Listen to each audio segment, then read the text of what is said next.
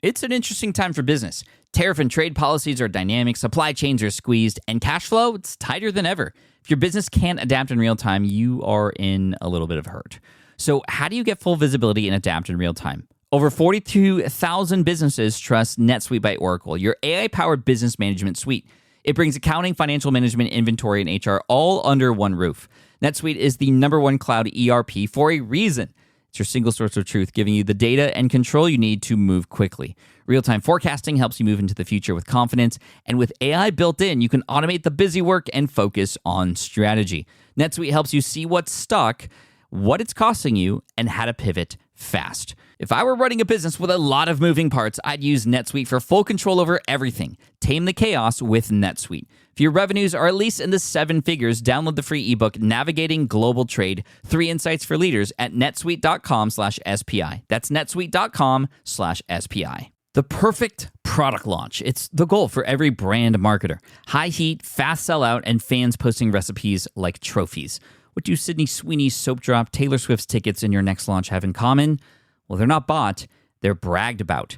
Fanfare turns your drop into a moment. Fanfare cues real fans, blocks bots, and builds launch experiences worth screenshotting. Want hype without the heartbreak?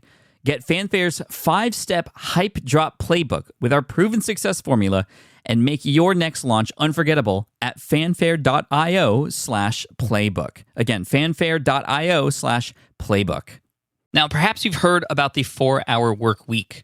Well, a lot of us have come to realize that a 4-hour work week was quite hard to come by. I mean, that's almost outlandish, right? And Tim even has mentioned, this is Tim Ferriss, the author of the 4-Hour Work Week, had said that maybe that wasn't the best name. It was a great clickbaity kind of name, and it definitely put him on the map, of course, and his strategies do work, but 4 hours a week, he's even admitted that 4 hours a week is very, very unlikely. Even with passive income coming in, you still have to upkeep things and whatnot. But have you heard of the 4-day work week? 4-day work week. That means 3 days for a weekend, 4 days of work, and then again, rinse and repeat. It is actually a norm in Iceland. 85% of workers are actually working 4 days a week. And guess what? They still get paid the same, and productivity is up. So the question is, when is this going to happen in the US? Well, the truth is it can happen right now. If you are an entrepreneur and you control your own time, and even if you're not an entrepreneur, you can do this and implement this within your own employer as well if you are smart and you have conversations about this. But my good friend Joe Sanok from Practice of the Practice, which is a podcast that you should listen to, especially if you have a practice, even if you don't. Great marketing strategies, great strategies for building a business and winning with helping and serving clients. thepracticeofthepractice.com is his website. He has a new book coming out called Thursday is the New Friday. How to work fewer hours, make more money, and spend time doing what you want. And what was really cool, and he and I have been friends for quite a while. I've been a guest on his podcast. I've been a guest in his masterminds. When we had this conversation, he was actually in an RV with his kids and his family on a several-month trip. And we do talk about that a little bit on the show. But he was able to fit this conversation in during that time. And he's literally not working very much, but he's doing so much to help people, and he's making good money as a result. And he's teaching this, and he's going to tell us all about it today too. So make sure you stick around, because this is going to be a good one. If you've ever felt overworked or that you put too much time into something and maybe you're not getting a lot of results back, well, this is the one for you with my friend Joseph Sanok. Let's cue the intro. Here we go. Welcome to the Smart Passive Income Podcast, where it's all about working hard now so you can sit back and reap the benefits later. And here's your host. He purposely puts himself under pressure because he's more focused that way, Pat Flynn. With running your own business, legal questions always come with the territory. Like, can I use this contract or agreement? What do I do if a client doesn't pay? Am I even structured the right way for taxes? Instead of Googling your way through legal landmines, imagine having a law firm ready to address your business's legal needs without the sticker shock. That's what you get with Legal Shield's small business plans.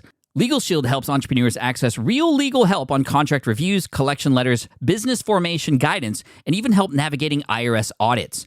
Members can schedule consultations, upload documents through the app, and get support from a provider law firm that knows small business laws in your state. Plus, consultations on taxes or trademarks help you stay ahead of potential problems. And if a client is late on a payment, Legal Shield steps in with professional collection letters so you can protect your hard-earned revenue, all for a fraction of the price of hiring a lawyer on your own. Go to LegalShield.com/SPI or call 833-570-9980 to learn more and get big business legal support without a big business budget. That's LegalShield.com/SPI. While DIY website tools are everywhere, most fall short on design and performance. Hit publish. Framer ships your site worldwide in seconds. No code, no compromises.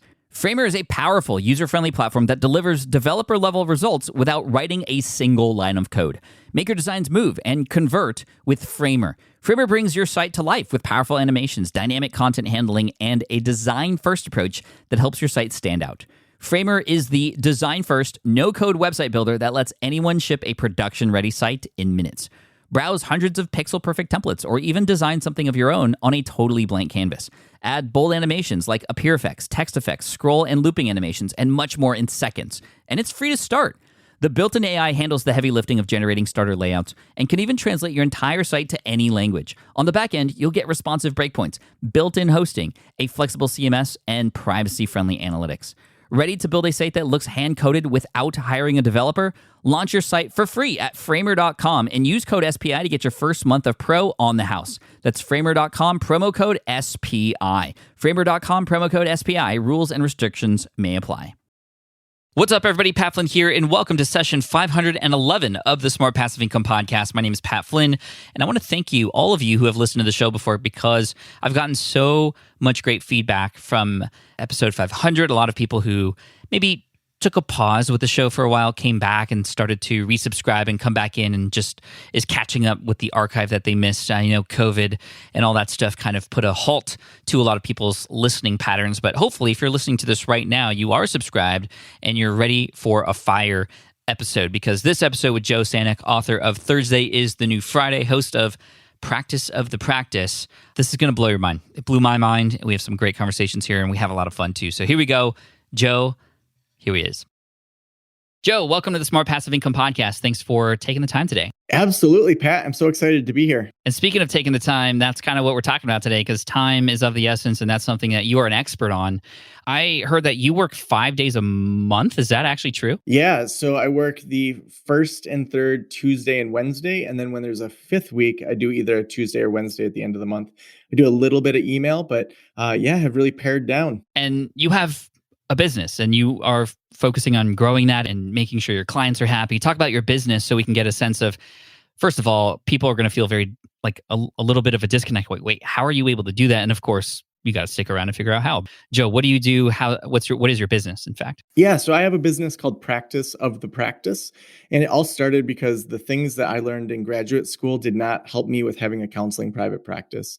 So I started blogging and podcasting about what I was learning, really as a co-learner, and saying, here's how I'm applying things to my private practice. I read this book and listened to this podcast, and then would just share what I learned. And then through that process, people started reaching out for consulting. And at that time, I was working a 40-hour job. I had my counseling private practice. Practice of the Practice was genuinely that side gig that might take off, it might not. And then over time, was able to leave that full-time job at the community college and do my private practice, and then Practice of the Practice. And in 2019, sold that practice and was really able to kind of niche in even more. And so now we have a team of 4 consultants. We have a team of 5 people in South Africa. We've got sound engineers. So we have almost a 20-person team that directly supports counselors, coaches, and therapists that are starting, growing, and scaling a private practice at every level, from the moment they decide, hey, I think I want to start a practice, all the way till they want to sell it. And I know time is obviously important to you. You've obviously built the business in a way to get time back and still have it be run. And you now have a book about this. And Thursday is the New Friday. What does that mean exactly? I think at the beginning of my journey, I said to myself, what if I just took Fridays off? And really, in retrospect, as I worked through this book, it all started when I was at freshman orientation for college. And the advisor said, what do you want your schedule to be? And I said, well, I don't want to like take classes on Friday. And they said, okay, you don't have to. And it was this initial light bulb of adulthood. And that's really kind of carried through where my first job out of graduate school, I negotiated to do a 4-day week, and realizing kind of as I prepped this book, that idea of working 4 days a week has always been how I've lived my life. It was just putting some structure around that. So for me, Thursday is the new Friday is we have seen a shift happen, especially starting in the 1980s. And we can dig into this more if you want to, where Fridays are this half-lived day in the workforce. It's when we have birthday parties, maybe we have baby shower, we have a visioning meeting, when we're all just ready to peace out for the weekend. And really, we've seen that we've been moving towards a 4-day work week anyway. And if we dig into kind of how we got here, there's a lot of things that we think right now are just structures that are set in stone that really are pretty new in regards to humanity, and kind of dissecting where time came from and how we got to this point was really part of putting together the beginning of Thursday as the new Friday. So we understood the problem before we said, well, let's jump into the 4-day work week. Well, let's talk about that. I mean, I'm curious, where did this whole 40-hour work week situation stem from that we literally, most of us live by now? Yeah, we actually have to go back a few thousand years to the Babylonians. So the Babylonians, they, in regards to their astrology, only thought there were 7 major kind of planets and beings in the universe. So there was the sun, the moon, Earth, Mercury, Venus, Mars, and Jupiter, what they could basically see with their eyes. And so they said, let's have a 7-day week. And so that's literally where our 7-day week comes from. Years make sense because we go around the planet. Days make sense because the planet spins. Months make sense because of the moon. But weeks are actually completely arbitrary. So if we start with the premise, we made this up, we start to deconstruct some of it. So the Egyptians actually had an 8-day week. The Romans had a 10-day week. And so even the 7-day week is just made up. So fast forward to the late 1800s, and the average person was working 10 to 14 hours a day, 6 to 7 days a week. And so they're working in factories, they're working in farms. Life is really, really difficult, and something needed to be shaken up. So Henry Ford in 1926, he actually institutes the 40-hour work week, really to sell cars. He thought, if people don't have leisure within my company, they're not going to have anywhere to go other than work. And they're not going to buy a car from me, even though they work for me. And so he institutes the 40-hour work week. That starts to spread across the nation. And so in 1926, less than 100 years ago, we get this 40-hour work week. He could have said 45, he could have said 35. There's really no rhyme or reason as to why it was 40 hours. So then we fast forward to the 80s and 90s, and I'm sure you remember TGIF with Full House and all of that. That really represents when we see that cultural shift of the industrialists, who I would say in my book is the big enemy, that they came and they did something that was very important for the time. They saw people as cogs as part of a machine. They saw it as very analytical.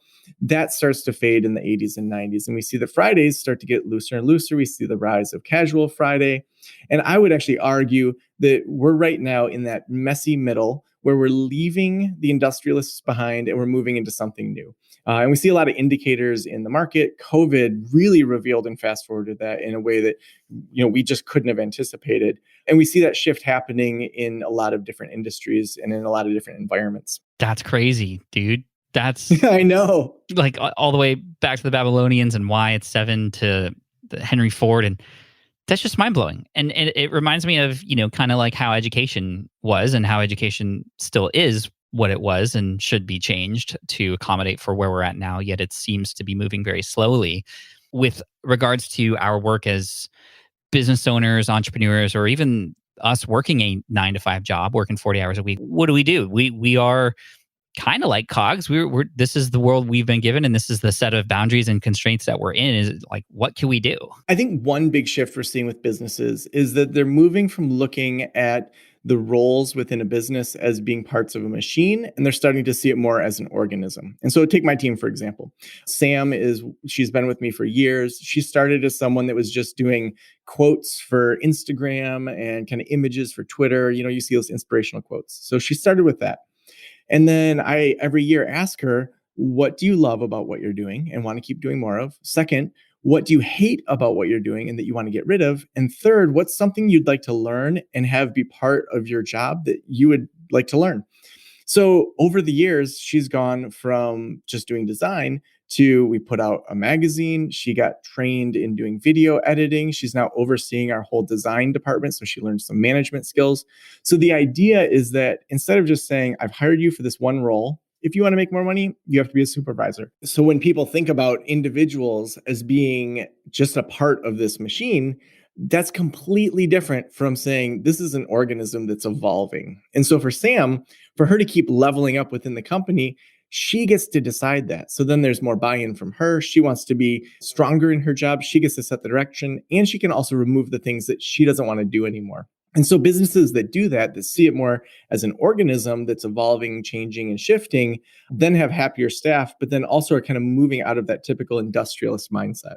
We're all talking about kind of what is and what we're kind of seeing in the like shifting in the environment right now. Let's talk to the entrepreneur, the business owner, the one who probably is working more than 40 hours a week, who is likely grinding, trying to get away from the 40 hours, 9 to 5 situation to create a life of their own, just like you have, just like I have, and many other people here who have been on the show.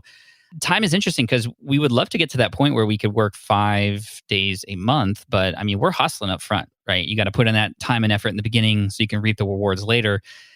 How do we fit that work that we're doing to build something into the busy schedule that we already have? What are some of the tactics you've used to create, especially in the beginning days? One thing is that myth of the hustle culture. We may feel that we're doing all of this and we're spending hours and hours, and we may very well be working that many hours. But when we actually look at the brain research in regards to how the brain does its best work, typically it's not hustle, hustle, hustle, then just burn out on the weekend and probably overeat and overdrink and then just do it again. It's actually flipping that, where we start with slowing down so that we optimize the brain and then we go and kill it. So there was this study out of the University of Illinois on vigilance decrement. So vigilance meaning how well we are able to pay attention to something, decrement meaning breaking down over time. Their theory was we kind of fill up our energy and then it just kind of dissipates over time. So we have vigilance and then over time we have decrement. So the first group, they brought in these students and they had a 4-digit number that everyone was assigned. And so say it was 2312. You looked at a screen and for an hour, all these 4-digit numbers came up. And every time 2312 popped up, you had to hit this button. Super boring task. So we noticed over time that we have vigilance decrement, that they weren't clicking the button as much. They weren't paying attention. They weren't able to stay focused. I had a second group that at the 1/3 mark, instead of just having them go straight through, they gave them a 1-minute break. They just said, hey, we got to put you on a different computer, just have a seat, walk around, 1-minute break. At the 2/3 mark, they did the exact same thing, gave them a 1-minute break. And they found that within that, there was no vigilance decrement.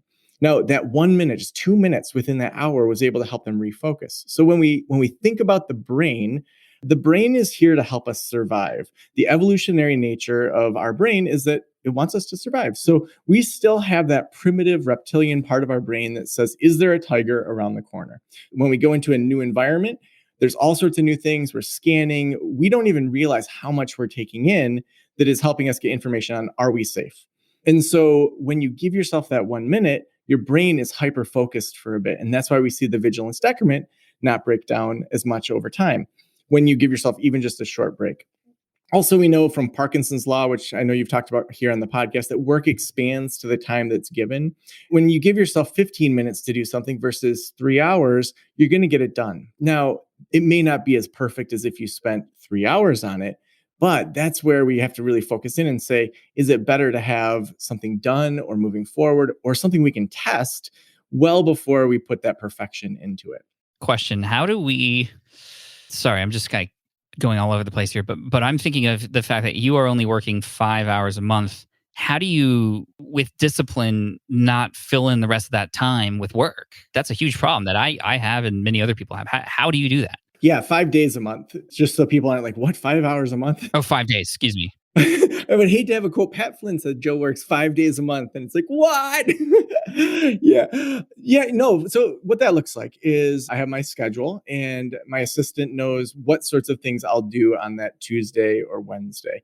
I'm going to put in my one-on-one consulting clients and we'll fill out the entire year. Also, I have a membership community. And so we do a what's working once a month. And then we do also a Ask the Expert. You are one of the experts for our community. So we'll bring in top tier experts that will talk to our community about a particular topic.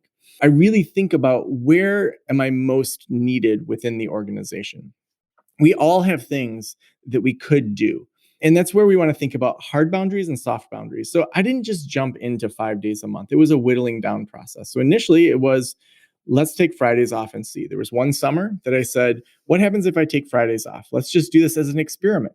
And that's one of the big things that we see between people that are highly successful and those that maybe don't have the same success, is they go into everything thinking, this is an experiment that's going to give me data. If it, quote, fails, great data. If it does work, then great data. And so for that summer, I looked at the 4 days I was working. I made sure I took every Friday off. And then in the fall, we had a conversation and said, I made more money and I had worked 4 days a week. Now let's have that be not just an experiment. I'm just going to work 4 days. Then the next summer, took Mondays off and said, well, let's try this, and did the same sort of thing. Last fall, I was still working 3 full days a week. And so that was 12 days a month, unless there was an extra week. So that was going to be Tuesday, Wednesday, Thursday. But we went on a road trip. We got in a camper and went to national parks instead of having Zoom school for our kids. And so as part of that, there was lots of travel time, and it was super inconvenient to try to work every single week. And so I shifted it to just say, what if I worked Tuesday and Wednesday every other week? And we'll just see how that goes. It was always a step by step of removing things from my plate, hiring people that could take that off of my plate, but then saying, I need to replace that. I need to be able to replace that income and be able to make sure that I'm doing higher tier work that then pays for those people and continues to help the business grow. I love the iterative approach. It's a similar approach that I take with teaching people how to start businesses with Will It Fly. And I love that with the reduction of your own time for things. I think, I don't know why, but humans seem to have this sort of binary approach to things. Like it's either all in or not all in at all, right? A yes or no, or this or that. And I know Chip and Dan Heath have spoken about this in their book, Decisive. Why are we not, I mean, it seems so obvious, like, oh yeah, just kind of slowly go into it. Well, why don't we think about that more? Why do we always feel like it's such a huge sort of decision to kind of go down this route? Well, I think as entrepreneurs, if we're mostly talking to us, we are often people that have ADHD, we have squirrel syndrome, however we want to describe it. We get excited by new ideas and we want to run to them. And so it doesn't always feel like we're working or that it's a business when we're going down these rabbit holes. So I think that's part of it. I think also understanding the true value of slowing down. And so I host this event in the summer called Slow Down School. So entrepreneurs fly into Northern Michigan. We pick them up in a big yellow school bus. So we slowly drive throughout Northern Michigan. We stay at this place right on the beaches. And I say to them on the way there, and they actually know this ahead of time, that I only want you to use your phone for photos. So turn them off and then turn them back on when we're doing photo time. From that Sunday night and all day Monday and Tuesday, we have massage therapists come in. We do yoga on the beach. We skip stones. We day drink. We go for hikes. I mean, we just literally slow down and we just create relationships with each other. But then on Wednesday, Thursday, and Friday morning, we run full tilt towards their business. And to see what happens during the sprints that we do on Wednesday, it's just remarkable because your brain starts to kind of get pumped up for that Wednesday morning. You just want to work on your business. You're around all these people and maybe you're having some entrepreneurial conversations, but you're still like, oh, I'm supposed to be slowing down. I'll talk about that Wednesday. So the excitement builds up. And then on Wednesday morning, we start working and we frame out the sprints and people get so much done in just 20-minute sprints. There was one lady that was stuck on her consulting business. And in 20 minutes, she brainstormed the name, she figured out the name, she bought the URL, and she sketched out her entire email course. It was 9 emails that she sketched out in 20 minutes. Her brain was optimized. It was ready to get done. There was another guy who had been stuck on writing a book about this unique counseling approach that he takes to working with couples. He could not get the book sketched out chapter by chapter. And so he said, for the sprint, I'm going to sketch out as many chapters as I can. And he got 8 chapters sketched out. He got into that flow state because he had first optimized the brain by being able to slow down. That's so cool. It's kind of counterintuitive sometimes, but I think that this idea of a slow down school and not necessarily always going to the mountains and being even with a group of people, but just kind of implementing that on your own, which is why, a lot of countries I see are actually now mandating sort of a 4 or even 3 day work week situation, I think. And they're seeing more productivity, just like you shared. I mean, we're seeing that throughout Europe. There's actually a great community college that does this. They've done it for 5 or 6 years. I mentioned them in the book, Kalamazoo Valley Community College in Southwest Michigan. So this HVAC instructor, he started to notice how few cars were in the parking lot on Fridays in the summertime. And so he took all these pictures in the summer and then took pictures in the fall. And then he looked at how much savings there would be just from turning the air conditioning off starting on Thursday night and then turning it back on kind of overnight into Monday morning. And he brought that to the board and it saves millions of dollars. And they switched to a 4-day work week in the summer. They save millions of dollars just with the HVAC system. They've retained employees and the students are happy because they have later hours and it's more student friendly as well, and students didn't want to come in on Friday anyway. And so there's so many examples like that I discovered of just really cool businesses that are regular businesses. It's not like some startup. It's Kalamazoo Valley Community College. It's a random community college that said we can be innovative in this way. And they switched to the 4-day work week, years ago. That's pretty amazing. How do we get to the point where this becomes sort of more widely adopted? And it's not just like these one-off randoms, but it becomes the new. It only took Henry Ford to switch to the 40-hour work week. It was one big business that said, hey, we're going to do this. And so I think we're seeing it be adapted more and more. Microsoft tested it in Japan. We see throughout Europe right now with Spain testing it. I think COVID actually is going to help in this area, and that's where the switch is starting to happen because people realize, whether it's managers or direct employees, that just sitting in the chair for 40 hours a week isn't good enough for anybody. There's this discrepancy between, am I just paying somebody for these hours or am I paying for outcomes? Both have their advantages.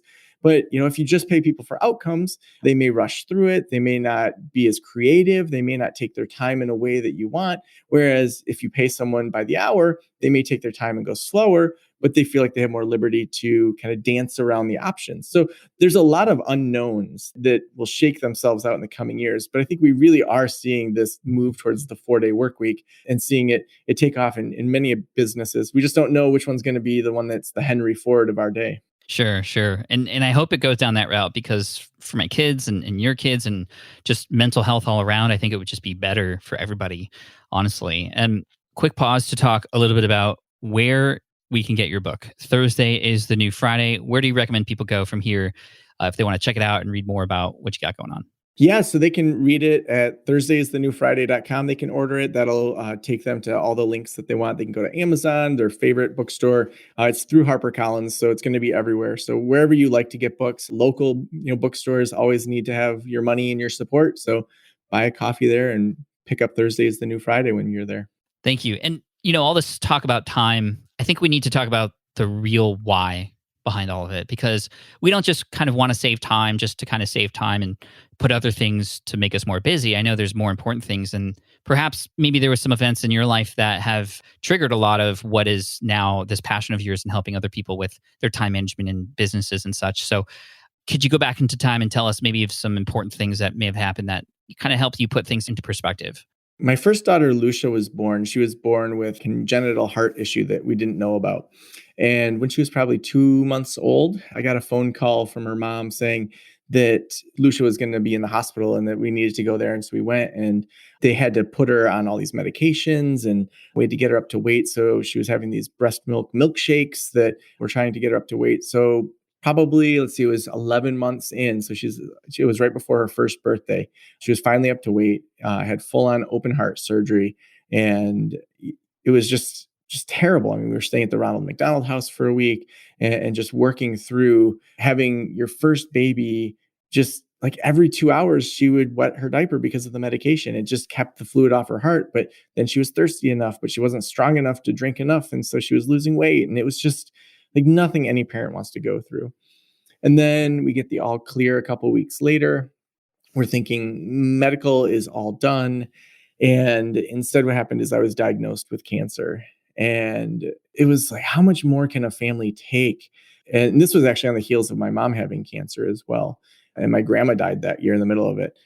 It was one of those things where, when it's your kid, it's totally out of your hands. But when it's you, it's like, this could be the end. This could be the thing. And you just think through more of your life, not that you wouldn't with your kid, but she was healthy and she was bounced back. And for me, I didn't know how it was going to shake out. And so ended up having radioactive iodine treatment and had my thyroid out. And, the doctor ended up saying, when it comes to thyroid cancer, that's one of the best cancers you can get. So luckily, when they kind of dug in more, it was highly treatable. But I had lost a bunch of weight through that process. But in working at the community college, having the side gig with the counseling practice, having the podcast, it really made me step back and think, like, how do I really want to live my life? How do I want to show up and be an amazing dad for my kids, be able to help them experience the world? And I realized that the typical 40-hour week wasn't going to afford that to me. I know a lot of people are in a position where they have to do that. But for me, it was, I'm going to keep being innovative. I'm going to keep growing this business and see where it takes me. And then, we've been able to do amazing things like this camper trip across the nation for 9 months, and to be able to take time to have our girls travel with us and be able to go all sorts of different places to allow them the experiences to learn in a way that's different than maybe other kids have the opportunity to learn. Well, thank you for sharing the story, and wow, what sort of trauma within a short period of time to have gone through. And there's a lot of people, and I hear the same kind of story where something happens and then finally they open up, or their eyes are open to what's actually important at that time. And how do we frame in our minds? How do we get to feel that urgency without having to go through something perhaps so traumatizing to discover that? I'm not saying that you have to go through it to get there, but I do think that just the idea of people building their own awareness, so much, I think, of our lives is either reflecting in the past or planning for the future, and taking that time to build awareness. I was just walking with a friend yesterday. We've been walking, 2 or 3 times a day to just kind of get out some extra energy. And he was talking about the past and the future and all this stuff. And it was this beautiful day in northern Michigan. And we were talking about how, summer's coming and, all these different things. And to be able to say, I want to right now be in this moment, rather than say, ooh, the seasons are changing and then I'm going to be going out to eat. And then while I'm going out to eat, I can't wait to get home. And so much of our life is thinking about that next thing, that I would just encourage people to slow down, whether that's through meditation. There's a lot of great books that have been helpful for me to just be more centered and just not feel that I had to run as full tilt all the time. I mean, I think it's more just pacing how I sprint, more than saying I'm not going to sprint. Of course I'm going to sprint, but just how do I do that in a different way that's more grounded and clearer? It reminds me of, I don't know if you've seen, or you and your kids have seen Soul yet, the new Disney Pixar movie. When we were on the road, we met some people from Denmark. And so the kids all watched it and we all hung out and ate good food. So I saw it in the background, but I always associate now with people from Denmark.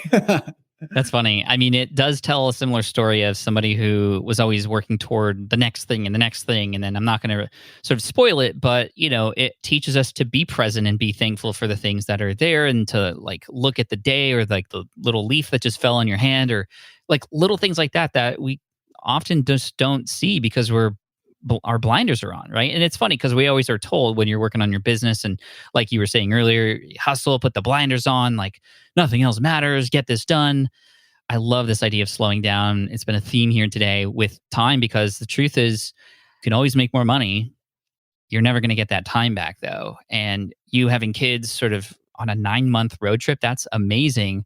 Me having kids here at home, they really do give you sort of a measuring stick in terms of how quickly things go by. And I think that even just looking at this road trip, to have times that, we just stopped and pulled over and looked at the sunset over, New Mexico, or took the time in petrified forest to let my 6-year-old really look at the petrified wood, instead of being like, we got to get going back to the campsite, which we very well could have done. But just even in those moments, in those, Fridays or Saturdays, whatever it is for someone's schedule, to say, how do I make this an adventure, even if I'm not going somewhere? Finding a new hike, finding some time to play a game with your kids. We hear this all the time, but then when we actually start making it part of our life and say, by me optimizing my brain and doing these things on the weekend, by adding Friday in, to maybe Friday becomes the day you get all your chores done or your shopping done so that you have 2 full days, you'll start to notice that when you show up on Monday or whatever day you start your work week, you're going to have so much more energy and so many more creative ideas. The research that's emerging right now on just how much productivity and creativity comes out when we actually optimize our brain, it's just shocking to continue to see. So true. And Man, I'm so grateful for this conversation, Joe. I think it might be the exact conversation that people needed to hear at this time, especially as things start ramping up again, coming out of COVID. We start to put the blinders on again to crank on something. And I think that, despite there being a ton of opportunity, you definitely got to take that opportunity, but don't miss the things that are right in front of you as well. Selfish question. Had you driven an RV before your trip? Pat, I had never driven any trailer before. No boats, no jet skis. This 37-foot pull-behind camper, the first time I drove it was when we picked it up, and the RV guy was like, he was just like, we need to go on the road before I send you home. And so we did. We did this maybe 5-mile loop, and then he sent me home with this thing. It felt like it should be illegal to just go drive it. I took a lot of time in a parking lot practicing backing up. But I would say that, by the time we really kind of got things loaded up, and within a day or two, it just kind of clicked, and you just take it slow. You can max out at like maybe 65. And so take the turns wide, you take it slow, and you'll have to give me a lesson. Moves. I would totally give you a lesson. Just there's so many great YouTube videos out there that can just show you how to back up a camper. And it is a whole new world. And it's just like a documentary waiting to happen. Oh, man, you've inspired me. I want to do a trip like that with my family. I can imagine just pulling up at a campsite, sitting by the fire, looking up at the stars, and time just being frozen for a moment. Yeah. Text me anytime. I'm happy to give you all the resources and things, because it just, there's so many moments. Like I could spend hours just talking about the trip, because, to have a 6 and a 9-year-old where they're at that magical age, and just, they have a sense of geography and science and wonder and learning, all these things that you want a kid to have. And just being able to do that sort of thing. It's because I enacted the things that I write about in the book that, I actually live what I write about. Well, thank you again. I'm looking forward to checking out the book. Make sure you do check it out. Thursday is the new Friday.com, and take you to all the places the book's available. Congratulations on the book, Joe, and just what you've got set up there. I appreciate you. I'm grateful to call you a friend, and I'm looking forward to more fun times together with you, both online and hopefully offline as well. Awesome. Thank you so much, Pat. Where else can people go to check out your work? Practiceofthepractice.com is my main website. Also, joesanok.com is my speaking website. So if people are looking for public speakers, I do keynotes as well. Joe, SANOK.com. Awesome. Joe, thank you so much. I appreciate you. Enjoy the day, and we'll talk soon. Thanks. All right. I hope you enjoyed that interview with Joe Sanok, author of Thursday is the New Friday. You can check it out on Amazon or wherever you can get books. Also, you can check out his website, Practice of the Practice. And of course, if you want to hire him potentially as a speaker, he's a really great speaker. He's got a TEDx talk. You can find him at Joe Sanok. That's SANOK.com. And remember, time you can never get back. You can always make more money. So think about that as we finish up the show today. Thank you so much. Make sure you subscribe, because we got a follow-up Friday episode coming your way this Friday, where we're going to talk a little bit more in depth about this. I'll tell you some stories, and we'll go from there. But I appreciate you so much. Thanks for all the amazing reviews that have come in, and I look forward to serving you in the next episode. Peace out. Cheers. And as always, Team Flynn for the win. Thanks for listening to the Smart Passive Income Podcast at smartpassiveincome.com. I'm your host, Pat Flynn. Our senior producer is Sarah Jane Hess. Our series producer is David Grabowski. And our executive producer is Matt Gartland. Sound editing by Duncan Brown. The Smart Passive Income Podcast is a production of SPI Media. We'll catch you in the next session.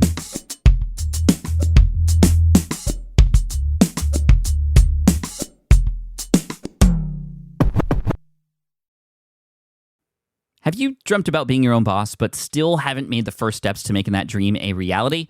Well, I get that. Starting a business can feel super overwhelming with legal forms, paperwork, finances. It's a lot. And that's why I'm excited to tell you about Taylor Brands. Taylor is a complete business builder designed to make launching your business simple and stress-free.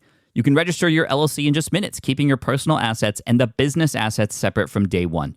From there, you get access to everything you need to get off the ground. Legal documents, licenses and permits, invoicing and bookkeeping tools, and even a 100-day business coaching program, all designed to help you hit the ground running.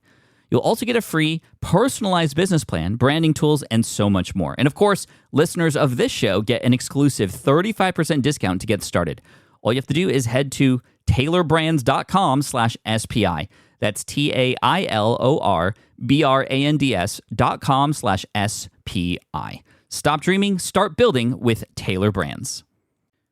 Look, I get it. You want to grow your business, but trying to sell to hundreds or even thousands of people gets very exhausting very fast. But what if you could sell at scale with a simple, powerful quiz? Score App helps you sell to more people without adding more to your plate. You build a quiz or assessment that your audience actually wants to take. Then they answer a few quick questions and get a personalized result right away. It shows them where they're at and what they need to do next and how you can help. And you build huge amounts of trust before you make even a single offer. No hard sell, no chasing leads, just value at scale. Get 50% off the first 3 months using the discount code SPI. All you have to do is just head to scoreapp.com/SPI. Again, that's scoreapp.com/SPI.